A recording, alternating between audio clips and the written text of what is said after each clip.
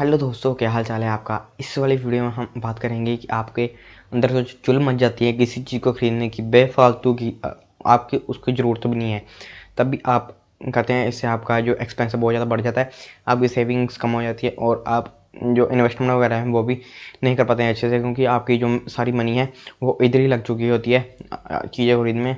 तो और आप अपने आप माइंड को ट्रिक करते हैं कि ये मुझे बहुत ज़्यादा ज़रूरी है, इसका मुझे बहुत काम है, और महीने बाद वो ऐसी पड़ी रहती है चीज़, उसका कोई काम नहीं रहता। तो इस वाली वीडियो में हम देखेंगे कि उस चिल को कैसे पहचाना जाए कि ये असली में हमें इस चीज़ की ज़रूरत है कि नहीं है, और हम अगर इस चीज़ की ज़रूरत नहीं है तो हम अपने आप को कैसे कंट्रोल करें कि हम उस चीज़ को ना खरीदें और हम उस पैसे को बचाएं और सही जगह पर इन्वेस्ट करें। और ये सिर्फ आपका जो सिर्फ पैसा वेस्ट नहीं करिए, ये आपका टाइम भी वेस्ट करिए। जो आप चीज़ें ढूंढ रहे हैं, ले रहे हैं, उधर टाइम के लिए अपना जो काम है वो प्रोक्रास्टिनेट कर रहे हैं, एंड जो अब आपका जो प्रेजेंट काम है वो भी आप नहीं कर पा रहे। तो ये बहुत ज़्यादा नुकसान करती हैं ये चीज़ें। और ये ऐसा टॉपिक है जो जिसके बारे में जो लोग ज़्यादा बात नहीं करते, तो हम इस वाली वीडियो में सब कुछ A to Z क्लियर करेंगे, आप कैसे इस प्रॉब्लम को सॉल्व कर सकते हैं। ये चीज़ होने का कारण क्या है, मैं इसके कुछ कारण हैं, जैसे कि अपने आप को हाई स्टेटस दिखाना किसी और से। तो हम किसी से कम्पीट करना चाहते हैं कि हाँ भी मैं उससे ज़्यादा अच्छा दिखता हूँ, मैं उससे ज़्यादा अच्छे कपड़े पहनता हूँ। तो ये हाई स्टेटस दिखाने के लिए कुछ लोग करते हैं। कई लोग अपने आप को मानते नहीं कि मैं इसलिए करता हूँ, बट वो इसी कारण के लिए ये कर रहे होते हैं। और जो सेकंड रीज़न है वो है लालच। आपके किसी चीज़ का ये भी चीज़ ले लूँ, जैसे बच्चे करते हैं कि मेरे पास सभी चीज़ होनी चाहिए जो किसी के पास है।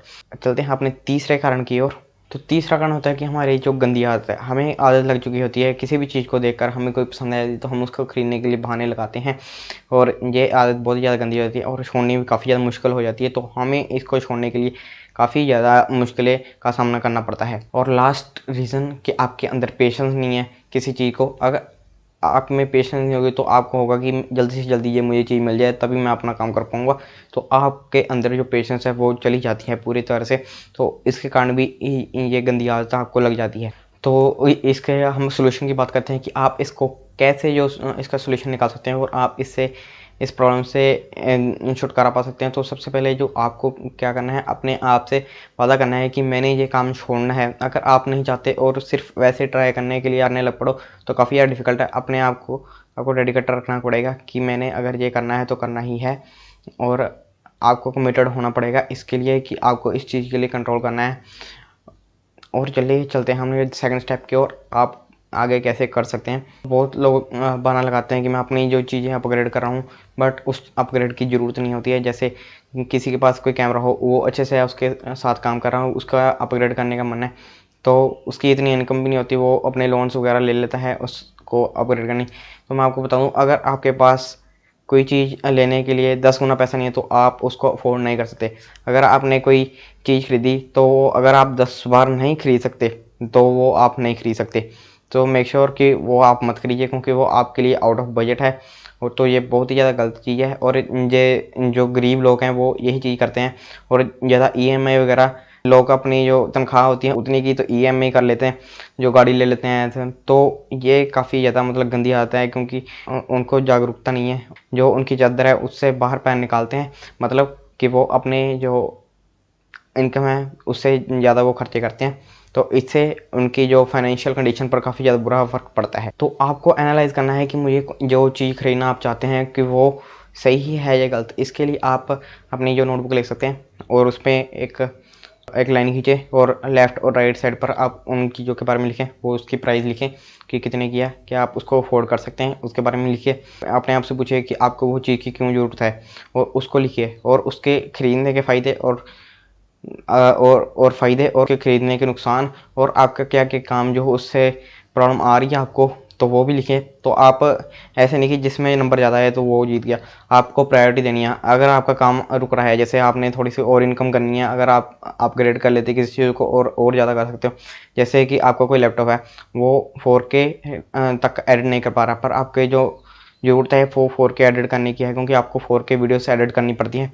तो इस मामले में आपका अपग्रेड करना ज़्यादा सही हो जाता है, क्योंकि वो आपके लिए इनकम जनरेट करने वाला है। और इसलिए आपको अपने आप से एनालाइज करना है कि आपने को वो चीज़ क्यों खरीदनी है, और अगर आपके वैसे कपड़े खरीदने हैं कि आपके पास बहुत ज़्यादा कपड़े हैं, आपको खरीदने हैं बस किसी को दिखाने के लिए, तो आपको उस चुल को कंट्रोल करना पड़ेगा अपने आप के अंदर की, और अपने आप को कहना पड़ेगा कि अगर मुझे ज़रूरत पड़ी तो मैं 30 दिन के लिए रुकूंगा, और मुझे 30 दिन के बाद भी ज़रूरत पड़ी तो फिर मैं खरीदूंगा, नहीं तो मैं नहीं खरीदूंगा। क्योंकि अगर 30 दिन तक आपको पता लग जाएगा कि आपका उससे बिना काम चल रहा है कि नहीं, तो आप उस जो पैसे को सही जगह पर इन्वेस्ट कर सकते हो। और अगर आप कोई चीज़ चाहते भी हो, अगर लेनी चाहते हो, तो आपका बजट होना चाहिए कि मैंने इस महीने जो मेरे शौक की चीज़ें मैंने लेनी है तो वो कितने पैसे तक की लेनी है, उससे ऊपर मैं खर्चा नहीं करूँगा। तो आप खरीद सकते हैं, जिस चीज़ को आपका शौक है वो खरीद सकते हैं, बट आपका वो बजट आपने पहले से सेट किया होना चाहिए। ऐसा नहीं कि कोई भी चीज़ का जी करा तो आपने ले लिया और आपकी सारी जो इनकम है वो ख़त्म होगी। तो ये भी आपको काफ़ी ज़्यादा फाइनेंशियल बैड सिचुएशन में डाल सकती है। तो अगला स्टेप है कि अगर आपको किसी की चीज़ की ज़रूरत है, जैसे कि आपको लग रहा है कि आपको ट्राइपॉड की ज़रूरत है अपने कैमरे के लिए, बट हो सकता है कि आपको उसकी ज़रूरत ना हो, तो आप क्या कर सकते हैं, किसी दोस्त या किसी रिश्तेदार या आपके रेंट पर लेकर आ सकते हो उस चीज़ को, क्योंकि वो आपको काफ़ी ज़्यादा सस्ती पड़ेगी। और आप उसको 3-4 दिन यूज़ कर देखो कि आपका उस चीज़ से जो फ़र्क पड़ रहा है कि नहीं। अगर नहीं पड़ रहा तो आप मत लीजिएगा, क्योंकि आपका बहुत ज़्यादा नुकसान होगा अगर आपने ये वो चीज़ खरीद ली और उसके बाद आप उस चीज़ को, अगर आपको वो चीज़ किसी यूज़ में ना आए और आपके जो पैसे वो वेस्ट हो जाएँ, तो सबसे ज़्यादा बेस्ट है कि किसी दोस्त वगैरह अगर उसके पास हो तो उसकी चीज़ यूज़ कर देख लो कि आपको काम आ रही है। और अगर आप रेंट वगैरह ले लो, अगर आपके दोस्त किसी रिश्तेदार के पास नहीं है तो आप उसको रेंट ले सकते हैं और आपको काफ़ी ज़्यादा कम पैसे पे करने पड़ेंगे और आपको अपनी ज़रूरत का भी पता लग जाएगा। तो आप जुगाड़ भी लगा सकते हैं। अगर आप जुगाड़ लगाते हैं, किसी चीज़ की ज़रूरत है आपको, अगर आप जुगाड़ लगाकर उसको सही कर लेते हैं तो जुगाड़ टेक्नोलॉजी आपको बहुत ज़्यादा जो पैसा बचा सकती है। तो इसके बहुत ज़्यादा एग्जांपल है, जैसे जो लाइटिंग सेटअप बहुत ज़्यादा महंगे आते हैं, अगर आप लाइटिंग सेटअप खुद बना लेते हैं, जैसे जो एलईडी लाइट्स आती हैं वो 200 रुपये की आती हैं, और अपने कमरे में आप 10 तो ज़्यादा कह दी मैंने, अगर 5 एलईडी लाइट भी लगा देते तो काफ़ी ज़्यादा आपकी लाइट हो जाएगी और आप कम आईएसओ और जैसे भी आप शूट करना चाहें वो कर सकते हैं। तो ये आपको ज़्यादा फ्लेक्सिबिलिटी देगी, क्योंकि आपको बहुत ज़्यादा पैसा बच रहा होगा इससे। तो ये जो कार्ड टेक्नोलॉजी आप यूज़ कर सकते हो, मतलब मैंने आपको एग्जांपल दी है ऐसे, तो आप जो कार्ड टेक्नोलॉजी यूज़ कर काफ़ी ज़्यादा पैसा बचा सकते हो। और उसके बाद चलिए चलते हैं और नेक्स्ट स्टेप की ओर। तो मैं बता दूँ, जो अपनी जो पेमेंट वगैरह है वो कैश ऑन डिलीवरी करते हो तो आपको काफ़ी ज़्यादा उससे फ़र्क आपको देखने को मिलेगा, क्योंकि आप अगर कैश ऑन डिलीवरी करते हो तो आपको पता लगेगा कि आपके हाथ से कितना ज़्यादा कैश जा रहा है। अगर आप ऑनलाइन पेमेंट करोगे तो आपको पता नहीं लगेगा कितनी आपने पेमेंट कर दी, एक बार में 10,000 20,000 चला जाता है और हमें पता भी नहीं चलता, क्योंकि हमने तो जस्ट एक क्लिक किया है। अगर हम अपने हाथ से 10,000 रुपये किसी को दो तो हमें वो मोटी रकम देखकर पता लगता है कि हमने पैसे दिए हैं और हमारे कहीं पर पैसे गए हैं। तो मेक श्योर कि आप जो कैश ऑन डिलीवरी को यूज़ करें मैक्सिमम टाइम, और उससे काफ़ी ज़्यादा आपको जो फील होगा कि आपका पैसा जा रहा है।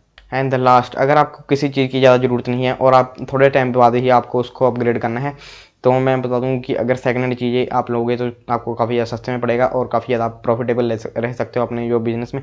जो लोग अपग्रेड करते हैं उनको पुरानी चीज़ें निकालनी होती है तो आप उनसे ले सकते हो, क्योंकि वो चीज़ें इतनी यूज भी नहीं होती और आप उसको यूज़ कर सकते हैं। आप उसकी कंडीशन पहले देख सकते हैं, अगर कंडीशन अच्छी है तो आप काफ़ी ज़्यादा सस्ते में आपको पड़ने वाली चीज़ तो आप ले सकते। तो सेकंड हैंड चीज़ों में आपको बार्गेनिंग करने का काफ़ी ज़्यादा मौका मिल जाता है, तो आप काफ़ी ज़्यादा बार्गेनिंग कर अपना पैसा भी बचा सकते हैं।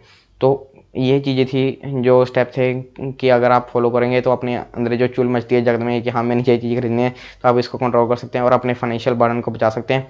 और काफ़ी ज़्यादा मैंने आपको वैसे भी टेक्निक बता दी है कि आप कैसे अगर कोई चीज़ खरीदते हैं तो कैसे आपको खरीदना चाहिए और कैसे अपने जो प्लान्स करने चाहिए, और उसको जुगाड़ टेक्नोलॉजी लगाकर भी आप अपने पैसे बचा सकते हैं। आई होप कि आपको ये वाली वीडियो अच्छी लगेगी। अगर आपको ये वीडियो अच्छी लगी तो make sure to subscribe and like this video. हम ऐसी अच्छी वीडियो लाते रहते हैं। तो चलिए मिलते हैं अगली वीडियो में, तब तक के लिए गुड बाय।